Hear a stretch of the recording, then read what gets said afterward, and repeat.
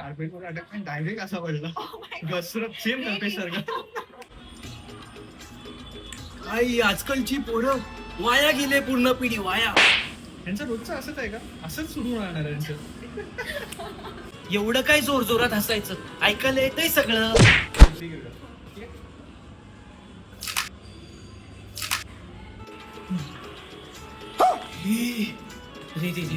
Camera आहे तिथे, काढतो मुद्दा मीटिंग मध्ये. हा एवढं काय करायचं? सोड, जाऊ दे. मस्त आहे.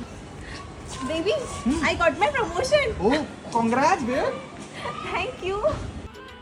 अरे देवा परमेश्वरा, आता काय पार्किंग लॉट मध्ये पण काय नॉक करून यायचं?